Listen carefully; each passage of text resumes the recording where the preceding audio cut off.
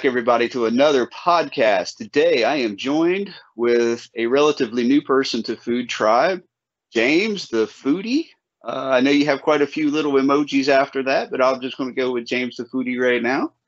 How you doing today? Great, fantastic. And by the way, all those emojis that are on there, I eat them. Not the emojis, but all the food. Oh, You know? If it's a pizza slice, I'm having the whole pizza probably. If it's a burger, I'm probably having a double burger. Man after my own heart right there. Yeah, as I said, he's relatively new to FoodTribe, but I had to get in contact with James immediately because honestly, you have blended in so well and so seamlessly, dare I say.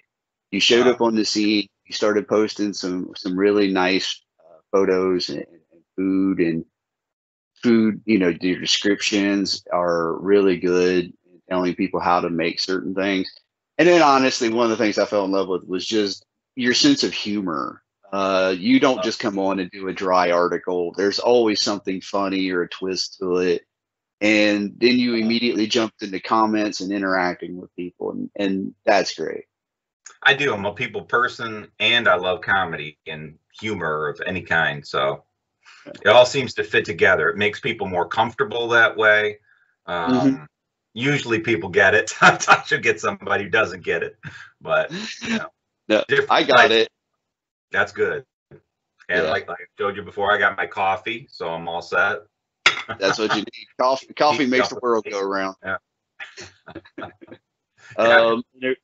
And of course, the sense of humor is always a breath of fresh air. We do have a lot of people who come on and their posts are very sanitary and dry, and they get their point across. They're fun in that I guess in regard, but you always do try to work in some humor that makes you either smile or in some cases, even some of the comments I have been right down laughing reading them. Oh, that is fantastic. It's got to be the British side of me. It has to be from it's just that sarcastic, weird kind of Monty Python weird humor. Hey, I love Monty Python. That is some funny stuff right there. All their movies, the flying circuses, all that's hilarious. It's bizarre for a lot of people, but I think it's funny.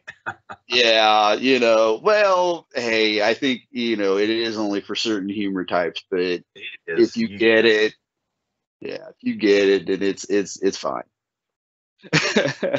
So, how did you find FoodTribe? How did you stumble across this? Just looking, I was looking for apps that were like social media food apps, and I thought I'm not going to find anything out there. I was on Facebook and Instagram. I'm off both those now, but I was on for quite a while and posting a lot of food as well. And people didn't get it. They would say, "Why are you posting so much food? Put on a cute kitten or something." And I'd say, "Well, that kitten doesn't compare to a double burger or anything." No, not my book. But I agree. So I was looking around and I did find the food app, or FoodTribe came up, and I thought that sounds like that's right up my alley. That sounds like it's for me, and it sure is. It's exactly what I was looking for. People are fantastic. I mean, everybody's great. I enjoy people, the back and forth in the comments as well, and DMing, and it's just a great group of people. Yeah, we take a lot of pride in that, and we're not wrapped up in the drama of these other bigger stuff. That's why I had to get off. Yeah. Oh, well, we've compared it before. It's like being lost in the ocean out there, and either you swim or you get ate by the sharks. One or the other. It's the only option. And there's no life preservers out there. Yeah. Oh, no, ain't no one coming to help you. Yeah. Well, definitely glad you found this. It is interesting always to find out how people find their way here. So it is. Yeah, because it's not something, like Facebook or Instagram, but to me, it's better than either one of them. But you know what I mean, as far as the amount of people knowing about them and the news about them that's out there. But I think FoodTribe is getting more and more, don't you? Out there. Oh yeah. There has been a lot of measures, especially within the last year, to try to really get it out there and make it a more prominent thing. I mean, it I like how they done it because they released everything kind of slowly, and FoodTribe has been allowed to mature very slowly, not just throw it out there. Well, I'm sorry, I always use this as a reference, but like DriveTribe, it hit very fast, very hard, and allowed to. Well, it was forced to grow very quickly, and I'm glad they didn't do that with FoodTribe. They allowed it to happen in a much slower rate, and I think that is why we have the nature of people that we have. That's So, good. Yeah. um, You should mature slowly. I mean, a mhm. 2-year-old shouldn't act like a 30-year-old, right? No, no, Yeah, that's sort of the same type of thing. I mean, be a yeah. 2-year-old, but mature Well, slowly, but mature. Well, it's like, well, we was talking about before we started recording this is, I feel I've truly matured really in my 40s. I'm 47 now, and these last 7 years, there has been so much that I have come to accept in life. And I think once you start accepting certain things and you start going, you know what, I don't care anymore. That's right. Yeah, we did, and that's so freeing. It's just Yeah, you it is. feel yourself then, and everybody should be able to be themselves. There's this, I don't know, sort of aura around everybody that you have to conform, and you may or not be saying the right things or doing the right things. Be yourself. That's what I would say, everybody. Just be yourself. You'll love Yeah, it. You're more relaxed, and people will love you for it. They'll get you. yeah, The ones who really you'll want to get you will get you. yes. You know? And yeah, that's it. And in these other social medias, they are so quick to judge and try to force you to be a certain way. And FoodTribe is not that. Come as you are. Just Yeah, come as you are. I Just like that. just That's right. just don't be rude. That's our only thing. Don't be That's right. rude. No suit or tie, just jeans and t-shirts. Yeah, yeah. Just you show up in your PJs. It's fine. It's fine. But yeah, that we are definitely glad you decided to download the app and give it a day in court. Oh, I I think love it. Yeah. I think The I think you're verdict is fantastic. fantastic. Well, you're a great addition. Now I've gotten to where I look forward to the different posts you do because if nothing else, it's well, first of all, you're a meat eater. I always appreciate good meat eaters, and people appreciate a good burger Gotta and have pizza. that. I just Yeah, grew up with it. Gotta have it. Matter of fact, this can't. morning I made a sausage, an egg McMuffin my own way. Oh, nice, I didn't take a nice. picture of it because it's like, oh, FoodTribe, I gotta get back on. And it was good. Something's got to have meat on, especially in the morning and all. Well, all Yeah. through the, but especially in the morning. All right. Well, see, I only eat once a day, so it That's has right. to Good. That's good. it has You to want be like the. intermittent fasting or anything, or what? Or No, did you like to do that? I just found that I just run better. Mhm. I started always feeling kind of sluggish and unmotivated, and I just realized that when you are packing that much food in, it just literally weighs you down. You're right. And I started realizing that, getting up and eating these giant breakfasts like I used to do, and then, hey, it's lunchtime. Well, let's wolf down a whole lot of food.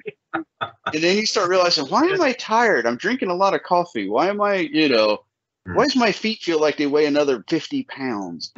Well, and then you get home, you eat a giant dinner, and then you pass out on the couch, That's you right. know, You're right. You nailed it. and so it's Yeah. like, well, my God, I got 13 pounds of food in my belly. It's so I just started, and then heaven forbid you sit around watching TV and then you're snacking and eating and yeah.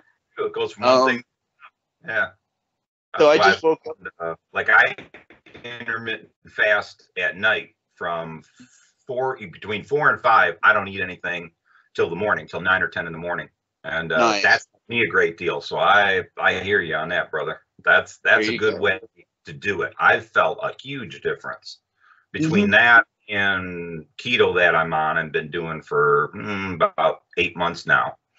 But Nice. lost over 60 pounds on that, and Fantastic. still going, maybe another 5 pounds and I'll be happy. And Yep. but what a difference. I mean, your whole demeanor, your whole not just appearance, it goes beyond appearance. You know what I mean? Appearance is just what people see on the outside, but like you said, inside you don't feel that full feeling, that weighed down feeling like you can't get anything done or accomplished.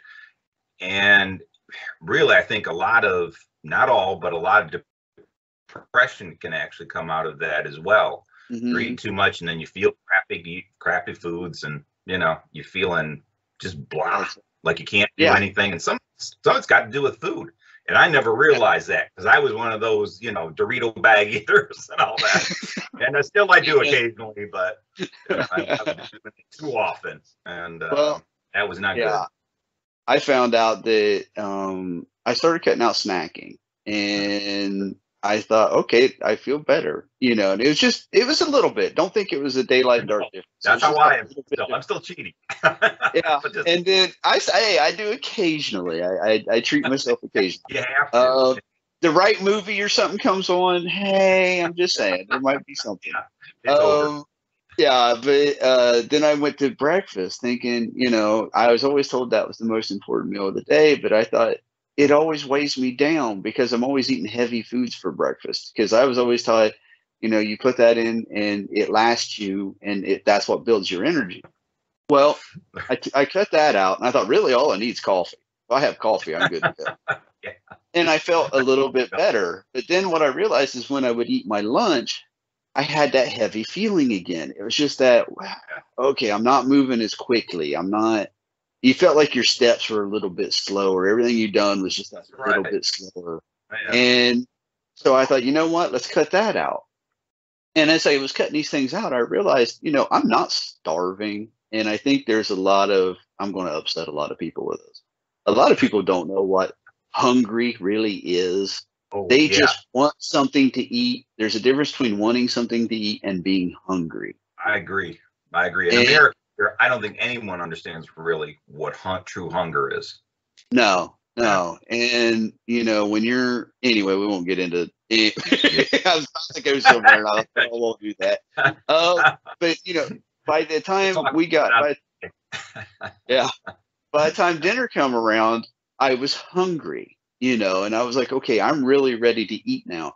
And then by that time I had got to where it was okay. I ate, so it was fine. The evening was winding down. So if I was moving a little slower, that's fine. I'm in my relaxed time of winding down, getting ready for bed. Just things eat dinner. If I want to go sit out on the porch and watch the sun go down, then that's what I'm going to go do, And so speed isn't my thing. And I've been doing this for years now, and I feel fine. And it is nice. And now I ain't gonna lie, I could still lose 15 pounds, 10 pounds, but as me and John Battersby talked in the last podcast, it's like I'm at that age, I accept my dad bod. I'm just running with it now. And I referenced the fact you can't get away from food. It doesn't matter what I'm doing, I love my food. When I'm going to eat, but it's not it's not these huge meals. Like I just had an egg McMuffin this morning, and then that's it till almost before dinner time, before like 4 o'clock. So I have 2 meals a day, and you're right. I get a lot more done in the afternoon, I've found. You do. And I'm not saying this is for everybody. It's not. Right. It's not. Maybe your body don't work that way. Especially if you have health conditions or something like, I know people with diabetes. I know people with diabetes that couldn't do it. No way. No. That's, I hope some of the people in the comments get that when I'll comment on meat or something, or eggs or something like that. It doesn't mean for everybody. It just means if you can. If you can't, if your doctor tells you shouldn't be doing it, don't do it. Don't do it. That's right. Right. You ultimately have to look out for you. So you do. Yeah. So you got to your own body. You're in charge of your own. That's right. That's right. So explain a little bit about your keto, because that is something I've heard a lot of, but actually know very little about. Yeah, I'm not a big diet person, so I wasn't at first interested so much about that because of the Dorito phase. Yeah, Doritos or diet. Nah, that's an easy one. Yeah. But yeah, how did I get in? Oh, it was off of YouTube, was how. Thomas DeLauer was the guy I was watching, and a couple others, but he was the main one. And he was big time into it. And he showed how he lost like 110 pounds on it. And Oh, wow. I thought, oh, that's probably just another guy, you know, just saying how much he's lost. And here we go again. But I kept watching him, and it made sense as he was describing it. He said that we take in carbohydrates, and that's what our body fuels on. He said with keto, you flip it, and it's fats that your body runs on, not carbohydrates so much. It'll burn whatever little carbohydrates you have, but it's mostly burning fat. And I thought, well, that sounds delicious. I could go for more fat.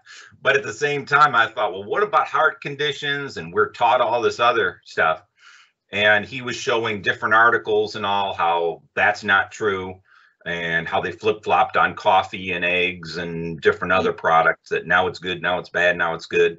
And so that started convincing me. And I thought, that's a very different way of going about it. I know it's been around since Atkins was around.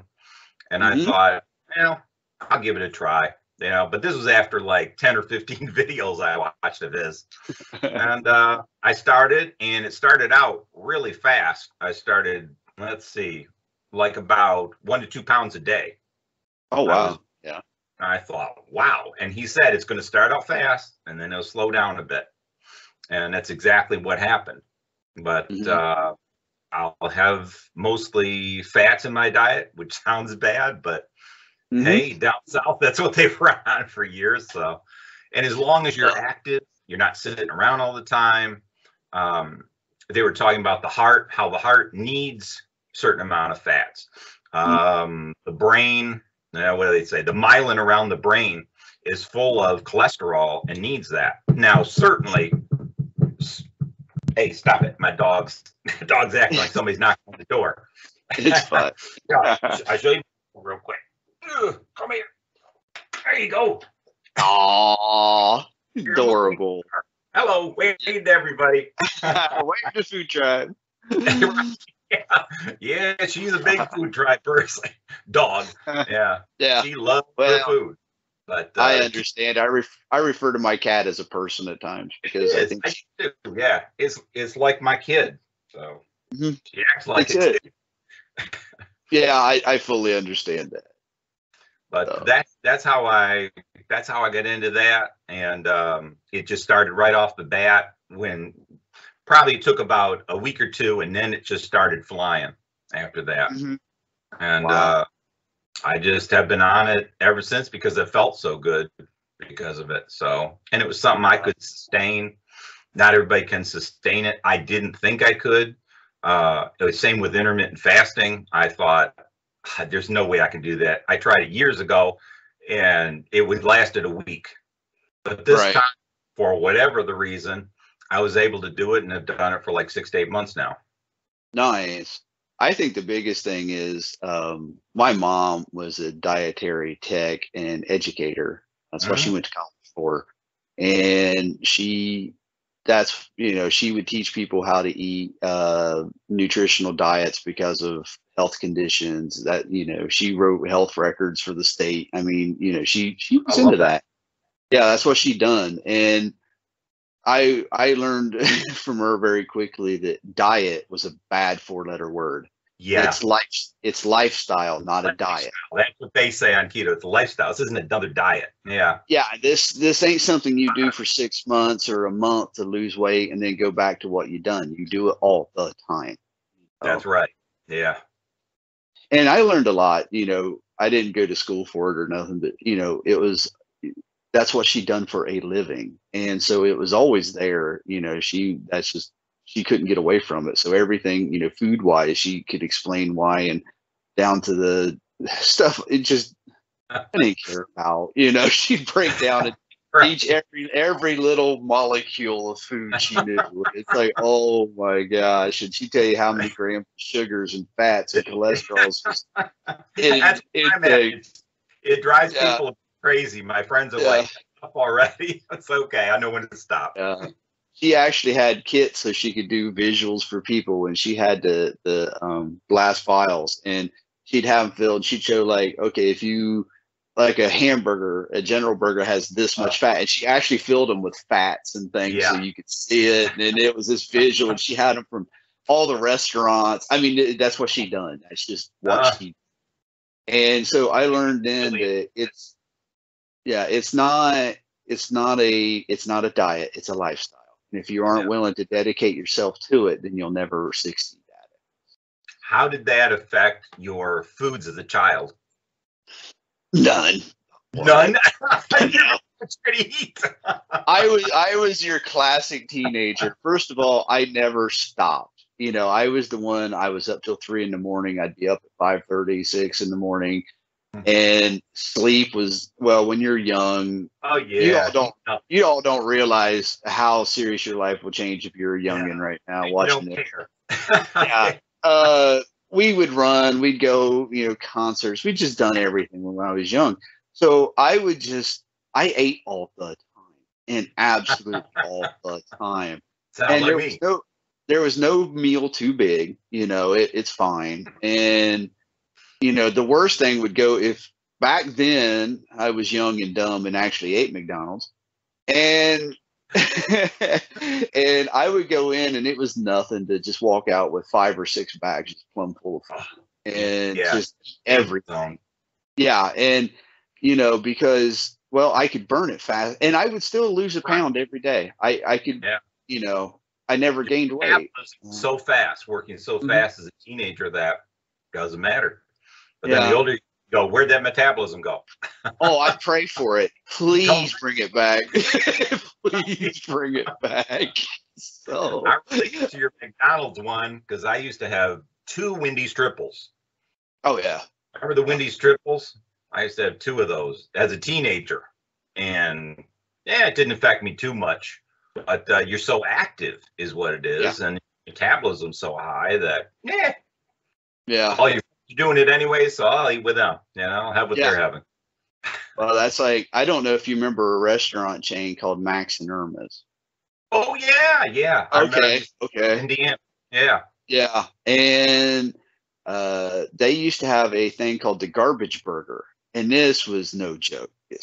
Wow, I've never had that one, but oh, everything you could get everything on it. I mean, everything on it. There was no limit to it. And I could eat these things no problem. And I actually, back then, I wasn't afraid of food challenges. And I remember I asked the person, I said, how many of them do you have to eat to get, is there an action? They said, well, if you eat, I think it was 4 or 5 of them. Wow. You get a shirt and all this other stuff. And I was like, I bet I can do that. It's like, and now I would even order one now, but back then it was like, why not? It's like, sure, yeah. Everybody's go. Yeah. The question here is, did you get the shirt? No, I didn't bother with it because what turned me away was they said that I said, well, if I do it, is it all for free? Is that kind of thing? They said, no, you still have to buy all of them. Oh, geez. Oh, heck no. These were like $20-some burgers back then. Yeah. I was going to be over $100 deep in burgers. And I'm like, nah, I'm good. I'm good. Yeah. For teenagers' money, that's like $1,000. That's a lot more. That's like, no way. I could get records and other things. Yeah, I got other stuff I can go buy. Well, actually, technically, you still know the old records and all, right? Well, finals. I come in at the weird point because I remember as a child it was LPs, vinyls, 8-tracks was common. That's right, 8-track. Yeah, 8-track. And if they started acting weird, you could fold up a little matchbook, tuck it in the bottom or the top, depending on which way. Anyway, little glimpse into old people. Anyway. Well, in fact, I remember reel to reel still. Oh, I do too. There was a, I had that okay. too. And because the debate was whether reel to reel was better than vinyl. Yeah. And, so anyway, no, I come in as a young child there. And then, I remember the phasing out of the 8-tracks to cassettes, and then obviously cassettes to CDs. But anyway, so I have a great appreciation. My parents have a massive vinyl collection, Wow. They're- We're something now. Mm-hmm. Oh, they got some fan. Okay, we're going into FoodTribe. Anyway, There you go. Is there a music tribe? I love that. well, actually, on DriveTribe there is. If you go Is over there? to DriveTribe, one of the sub tribes is FoodTribe. Yeah. I'm gonna check that out because I'm big into music, all kinds. Well, yeah. My parents have. Well, my mom. You couldn't get much more different than my parents. They were daylight and dark. My dad was your classic rock and roll. My mom was, as my dad calls it, the bubblegum rock. She was Elvis and Brett and these kind of people. And my dad was, Kansas and Black Sabbath and, Led Zeppelin and Dr. Hook. And half the audience watching this probably has no idea who I'm talking about. Right. You're in love with a beautiful woman. Yeah. I'm not going to say more. They both like the Beatles. My dad has several. In fact, he's got a literally brand new, completely intact. Everything is there. Beatles White Album. Wow. I mean, everything. That's something they could agree on was the Beatles, right? Mm-hmm. Yeah. Come together right now over the Beatles. Yeah. And my mom has. Well, she was working at a store at the time, and she would buy Elvis albums. Well, she would buy one to listen to and one to put up. So she has almost the entire collection of Elvis that hasn't ever been opened. Wow, I know that's something. Yeah. And then they still have the price tag stuck to the plastic. And she bought some of them for like $2. And that was back in the day. She was a teenager when Elvis. My mom's 67 now. 67, yeah, 66, 67 area. So she was buying them. At the height of his career, and present. Yeah, and there's a lot of these albums they have that are in absolute mint condition, like. That my dad, the White Album I told you about, has only been played like 3 times. That was one of the big ones. Yeah. Yeah. Because even then, my dad was a bit of an audiophile. He loved music and he loved just good sound. And he was not afraid to blow money on a nice stereo. He went out and bought a he bought a okay, here again. The younger people, anybody below probably 45 is gonna have no idea what I'm talking about. Anybody under 45. A Fisher Studio Standard, which was back then studio quality equipment, and it had the 8-track with the cassette, and then he had it was all matching receiver, turntables, the whole bit. And as soon as he bought the Beatles White Album, he played it one time to record it to cassette, and then he listened to it on cassette after that. Oh, wow. Huh. Yeah, that album has never really been played. I probably played it more than he did. Wow. So I've only pristine. Brand new. And I mean it is short of brand. So yeah, I have a great appreciation for those things. Yeah. Do you remember the ones, it was probably in the 70s, where they had Prince actually on the album, usually like an album cover or something. I had Steve Miller Band with the Horse and the Wings and a few of those. Nice. Yeah. So where they're at now, I have no idea. You know how that goes. But I did have them. But those were... Unfortunately, I don't have any collections per se because of course, I was that generation that moved on. It wasn't long cassettes. I had a gang of cassettes, and then once cassettes got out of date, I kind of ditched them. And we talked about this in another podcast, and I come from the generation of, we were the original bootleggers, I guess you could say. I probably ought to watch saying that, but there ain't nothing about it now. But we was the one with our cassette player, the big cassette player. Yep. It had to push play and record at the same time. And then you held the cassette player up to your speaker to record this. Now I know it's hilarious, but back then that was cool. Yeah, that was life back then. That's, if you wanted a mixtape, that's what you had to do. An 8-track player, and it's 8-track you could record on. It was 8-track to 8-track, and I thought that was cool. But the 8-tracks didn't last as long as I thought they would. No. I thought, no, nothing can replace albums, nothing can replace 8-tracks, and then nothing can replace cassettes, but everything does. Yeah, everything evolves. Everything evolves. That's what people don't realize. When I was a kid, and I'm sure if you wanted a mixed track back then, you had to put in some work.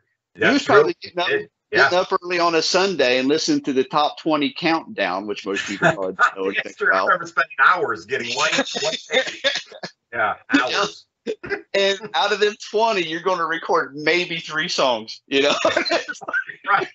Come on, Casey Kasem, put on that song. Hurry up.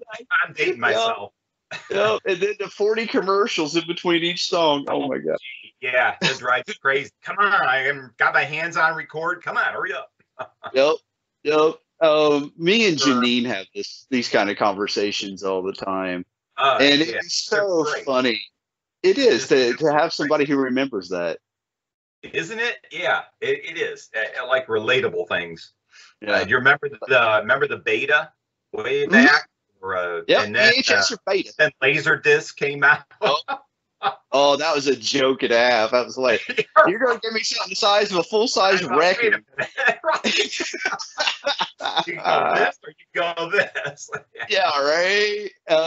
Me and Janine, God bless her, she is so sweet, got to laughing about something. These kids don't realize that back when we were children, TV turned off at like midnight. You would get the Star Spangled Banner, and that was it. He does a signal, and that was it. It's about 5 or 6 in the morning, it kicked back on. That's true. Yeah, nobody would get that now. Like, what? Yeah, there's like three channels back then. Yeah, and people don't realize that if your reception, we had 3, 6, and 10 growing up. That was the channels we had. Yeah, and if you wanted anything better, or even if one of them got a little fuzzy, they don't know what it means to go outside your house, climb the antenna, and start turning this. I knew what you were going to say, because I remember my dad doing that. Trying to straddle the roof and move the antenna around. My mom's yelling out the window, a little more to the left, a little more to the right. Yeah. And he's going, I'm about to fall off the roof. Hurry up.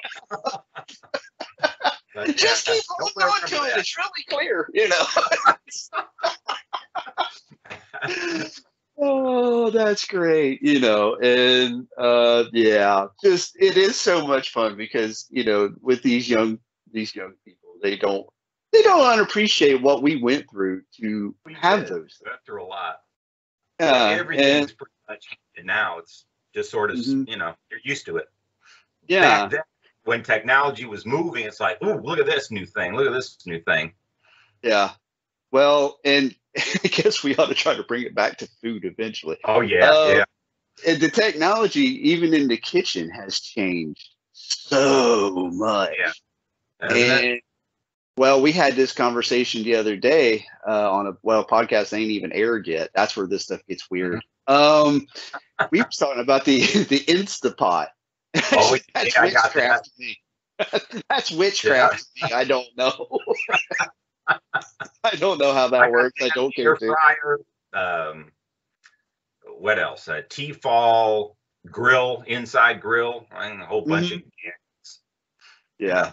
Sometimes they help me. Sometimes they don't. But I blame it on the gadget every time. To me, my wife has the Instapot, and she has one of the better ones.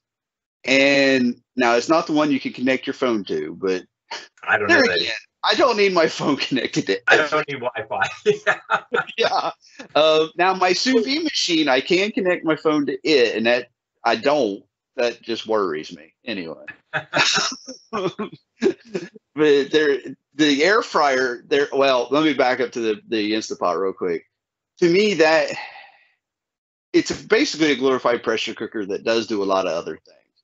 Right. And I know you have to remember these. Is a pressure cooker back? What I remember was a steel pot that you Right. lock the lid down, and it had a clamp that come around and That's lock right. it in place. It was a monster. Yeah, and then you had a box of weights with valves on them that you would put on the top, That's and right. that weight would jump up and down and whistle and You're hiss. scared of it. You move away when it turns on. And there was occasionally stories on the news where somebody's not crock pot, but pressure cooker exploded and things happened. Anyway, and so, that made me keep my distance from it. Talk about social distancing. We had social distancing back then with pressure cookers. I remember my mom cooking with her old pressure cooker that I just described, and she'd get the really long meat forks and then pull the valve off with that because you know it's almost a sword or something. Yeah.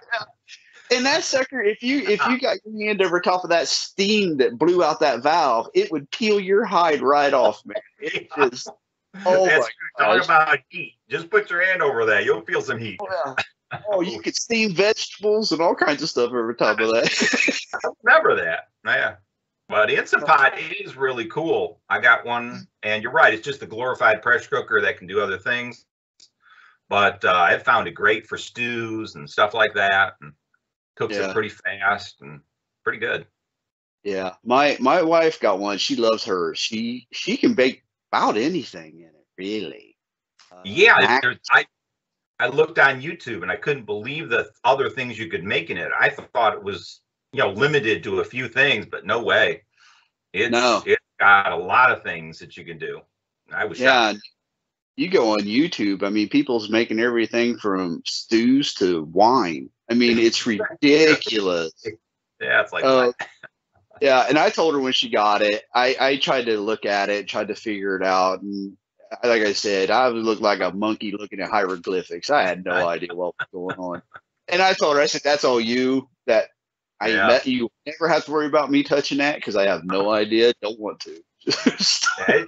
It confounded me when I first saw it, and I thought, "Oh no, what did I do? What did I get?"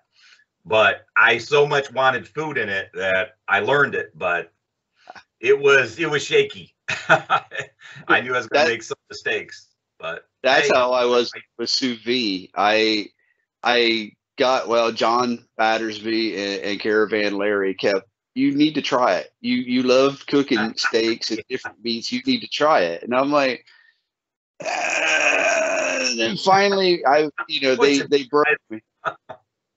They broke me, and I was like, what is this technology you want me to learn?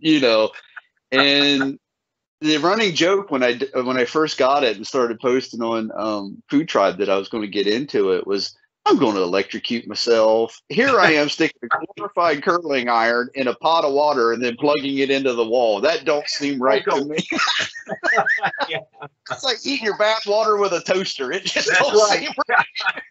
Who had an idea of warming up your water that way? Yeah, it's like, it just don't seem right. It still goes through my head, mostly because I think it's the running joke that got started. Were they able to push you slightly into it? Oh yeah, they're the reasons I did do it. Their post just looked so amazing, and what I loved was it was consistent. Every time they would show something cooked that way, it was cooked the same way every time, and I like that precision. There again, as we talked before the podcast, that German side of me, that precision. Absolutely right. It's that precision I love. And now that I've been doing it for, oh goodness, I have no idea, 6 months or more. I have absolutely fell in love. They're great. There's no other way to cook meat of any kind. It's just fantastic. It is a bit of kitchen technology that I fully embrace. That's good. My wife wants nothing to do I with did it. too. It was scary, but I took it on. Yeah. Now the Yeah, air fryer that I got my list of different foods that I know that different people like. It's not going to include everybody, but the few people I know so far, I'll include others later, is you love bear and burgers and hate olives. you know, Jane can't stand cottage cheese. Darren, it seems like really loves English breakfast. yep. Denise, cheese fondue all the way. John Coleman seems like everything. He loves everything. It seems Well, like. now John's a special little bird. John Coleman, he I give him credit. He is definitely willing to try anything. Obviously, he crickets. That's beyond me. You can eat crickets and snails. You a different breed of person. I can't do that. Can't relate. Yeah, I can't even wrap my head around that.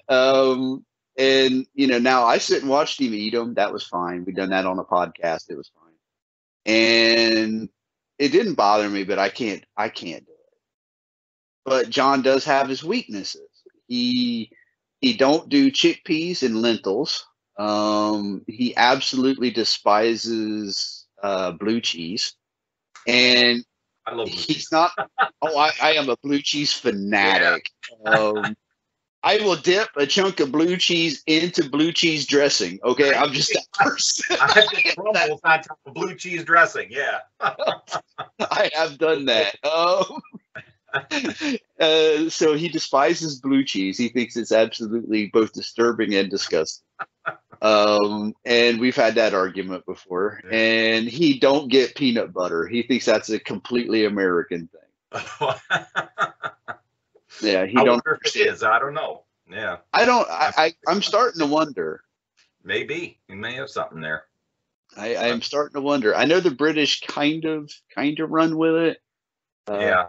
After that, it really starts falling off. It really does. That's true. He's right. I don't know of another country offhand that peanut butter is as big in the U.S. Well, I done a post a while back because after talking to several tribers on the podcast here, that we always talk about American food, but really us Americans don't have anything that's truly American because That's true. We were built from immigrants that brought their food over here and then just adapted it and evolved it over here. But what I have found that is possibly one of the most American foods is peanut butter and jelly. Yeah. Good old classic peanut. And I done a post about, because I talk to so many people from all over the world on these podcasts, and they're like, peanut butter and jelly, what's that? And it, what? Yeah, that just blows my mind. Like, what do you mean you don't know what peanut butter and jelly is? I took those to school every day. On Wonder Bread. Yeah. And I ate my body weight in peanut butter and jelly. Still occasionally have a tendency to. You just take a spoon and eat it right out of the jar. I mean, it's that I don't even necessarily need bread. Well, it's true. I don't either. But yeah, so that is one of the things that I have found that there is very, very different. I've been on there. I know most everybody's kind of what they do and don't appreciate. Yeah, I'm starting to get familiar a little bit at a time. Seems like Rachel Hogg likes exotic dishes, I think. Mostly. Yeah, she does like a lot of that. Luana's Food Burglar is into all kinds of creativity for foods. And Philippa loves ice cream. So that's as far as I get. Yes. But I'm trying to figure everybody out. Philippa loves her sweets, as a rule. Fulana, Food Burglar, got that because, well, that's actually a really long backstory. She loves sweets as a rule, but her real thing is pastries, cakes, anything like that, anything chocolate, and then wine. She is a big wine drinker. She loves her wine. Chocolate pairs well with wine, same as cheese. I don't eat chocolate and I don't drink wine, so I don't get it. It's very minimal. Put it in dishes more than I do drink it, but Yeah. I have occasionally had hankering for like a piece of cheese and wine or chocolate and wine, but not too often though. Yeah. See, wine is something I can't do. Yeah. It tastes like something out of an attic. It is an acquired taste, definitely. It tastes like you swept whiskey. I could do any other drink, but I can't do whiskey. Whiskey and me, we don't get along. Vodka, fine. Yeah, but whiskey, no way. You like your black beer, your dark beer. Mm-hmm. I do. I do appreciate a Russian Imperial, preferably. Yeah, dark. Yeah. Yep. Yep. Only have is Guinness. I can't, and that's where that gets me in trouble because Europe loves Guinness, and I'm just going to throw all of Europe into Guinness because it don't matter from Germany to. That's true. It seems like Russia, it's Guinness, you know, and I can't. It's too creamy or almost milky for me or something. Yeah. I like a strong flavor, and that's where I like the Russian Imperials. I'm going to try that because I'm a bold coffee drinker. The stronger it can be, the better in my book. Yep. So I love strong, so I'm going to try that. It's just as strong as I got was that, and it's like, okay. But if there's some stronger out there, I'm on it.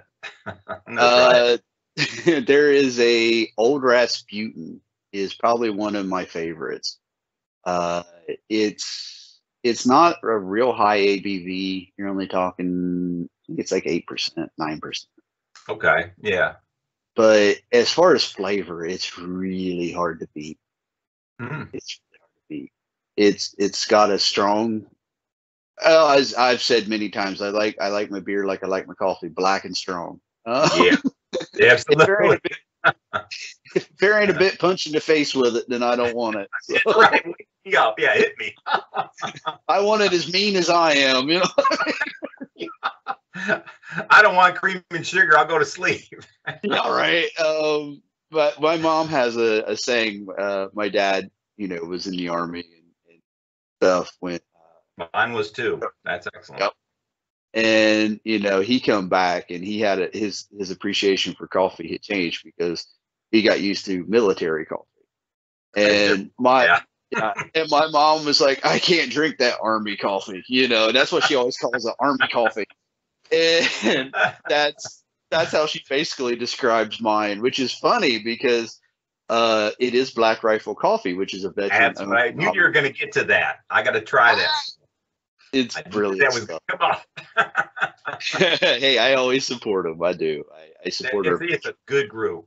It's a good group. I want to support them as well. Yeah. And it costs a little more. Yep. It does cost a little more, but it goes to a great cause. So yeah, that's how I look at it too. It's worth it.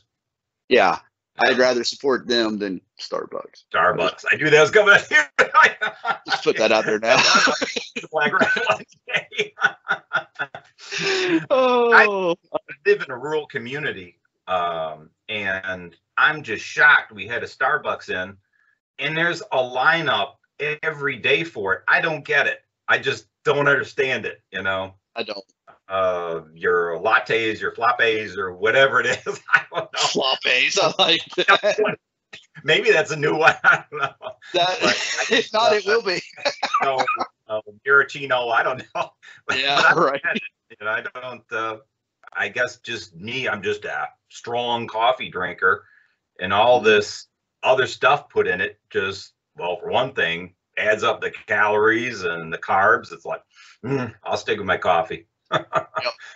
Don't get the hype. You know, that's me. You know, well, I have a weird thing because, like, if I make my coffee in my French presses, which is how I prefer to do it, because you get much more of the flavor in it.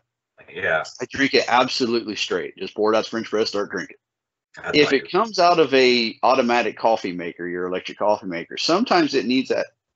Excuse me. Little bit of sugar in it because it's amazing how the taste changes from an electric coffee maker to a French press. It's very different. So Okay, So well, use more flavor in the French press. I have to look into that.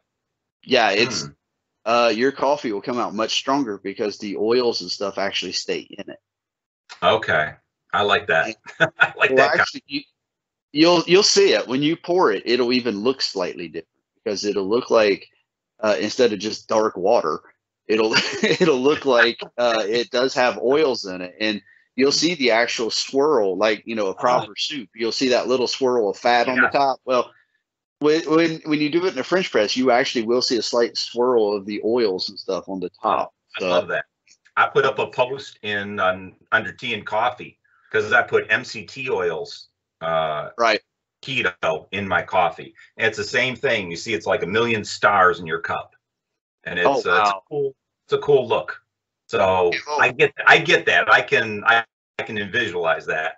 Now, is that just for a look? I mean, what I haven't heard of that until you posted it. Yeah, the MCT is coconut oil. I've learned so much. Everything before this was like, what is that? You're weird. But I've learned so much out of it. It gives you not just energy for really the entire day. Where, coffee, it legs off after a while. And that's why people think, oh, I need another cup of coffee. But this lasts for nearly the entire day. Starts winding down about 6 or 7 if you have about 9 in the morning. But it really keeps you going. But it's more than just energy. It helps kick you into keto quicker.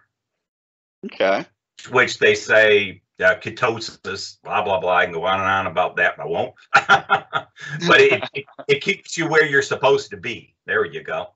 Okay. Fair enough. Put you where you're supposed to be for burning fat and all. So I have that in the morning, start burning it right away. And but you got to be on keto. If you're not on keto, it won't do anything. It sort of goes hand in hand. It's like a spark plug. Spark plug alone's not going to do anything, but you put it in the car and you're raring to go. But right. It's sort of like that. If you're eating, Doritos and Wendy's triples and McDonald's, it's not going to do anything. It's not an instant. Ooh, if I take this, no, it won't do it. Yeah, but it's cool. If you're eating Wendy's triples and McDonald's all the time, you got bigger problems. I'm just that's right. You're right. Yeah, that's not going to do it. That sort of makes me laugh. America's always been looking for this wonder drug for. We talked about dieting before too. How that's just not feasible. It has to be a lifestyle. But everybody's looking for this magic pill, that is just gonna instantaneously make you lose lots of weight, and you can eat whatever you want. I've even seen some advertisements like that. Just take this and eat whatever you want. Yeah. That sounds like from some kind of snake oil salesman. Yes, exactly. It's not gonna work. Yeah. And I'm sorry, one thing I remember growing up was all the fads of diet pills. It seemed like every other commercial was a new one. Didn't it? Yeah. I have noticed that has slowed down some. And now it's just this weird stuff, and it's just as dangerous nowadays. People don't think it isn't. And I think one of the most dangerous things is the social medias, everything from Facebook, Instagram, TikTok, all of them, where these people get on there and push something, and they have really no idea what they're talking about. Yeah, that's true. And that is dangerous. It is. And, our friend Vin Collini, he done several posts about these kind of things, and he's right. Oh, excellent. He's right. You cannot down a thing of soy sauce and expect it to help cleanse your system. No, you're going to die of congestive heart failure. It's true. We won't get into this either, but soy sauce certainly doesn't help guys out. Nothing. Yeah, it can get rough. Yeah. But these fads are just that. They're fads. In a week or even literally a couple days, no one will know what they are. Yeah, that's true. You're right. Look at the Hollywood diet they had, and Oprah's been on so many diets, and she's got the money to get a trainer and all that, and still went back. Yeah, so, just eat healthier, people. Eat healthy, right? Keep it simple, stupid, right? Yeah. Yeah. Wow. And I get it all the time when, because people see the food I post and think that I just eat like a monster of some kind. And it's, You eat like no, a it bear. is. You eat like a bear, Yeah. Kelly. Yeah. Oh, I eat triple hamburgers all the time and steaks and, and, which, I do enjoy those things. I do. But Sure. that's the thing. You can't eat that every day. And I've told Oh, people, you can't eat a triple cheeseburger true. every day. You It can't. hits you. It hits you Oh, really. If you do it, it, it'll tell you real quick. You yeah. did the wrong It, thing. I am a person, I know what protein sweats are. Those are Oh yeah. rough. I've been there, done that. I Once you tell you, realize, they help. yeah. It's not healthy. I give that. But you can eat what you want, and you don't have to eat celery and grass and Right. I stuff agree. like that. You can eat what you want, but do it in moderation and Absolutely. realize that Yeah. It's you really know. simple as that. You just Mhm. you cut it exactly down to what it is, moderation. I think that's what some Americans have problems with is moderation. Otherwise, it wouldn't be such a diabetes issue and other kinds of Right. issues, And inflammation and all this. yeah, and I love using my grandpa as an example. The man lived to be 93 years old, and Wow. he lived on deep fried burgers. So he would literally take lard, fill up the skillet, and then throw his burgers Still. into it.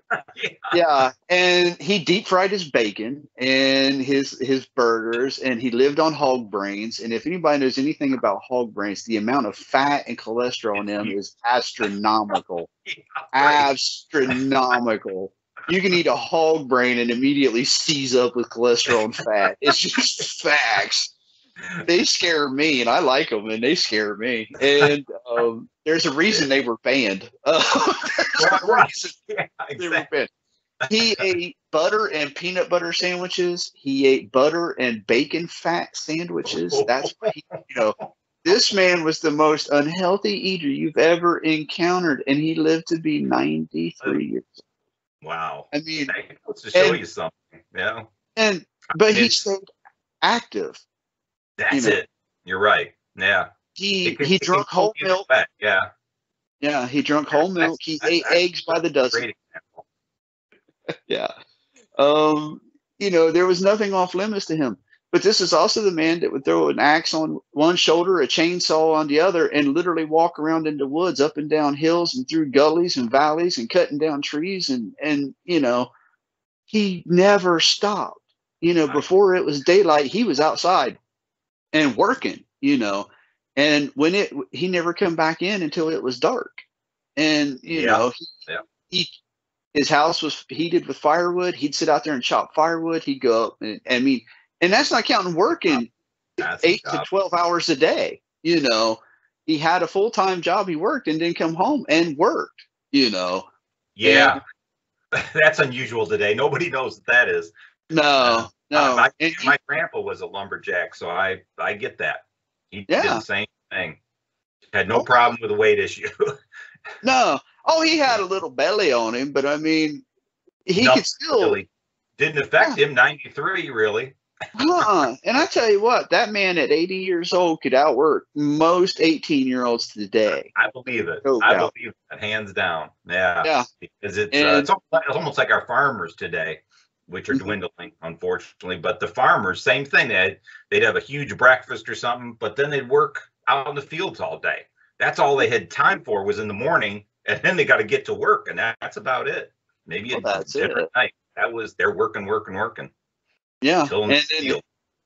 his nighttime was he would have four different newspapers because he read, that's just how it was.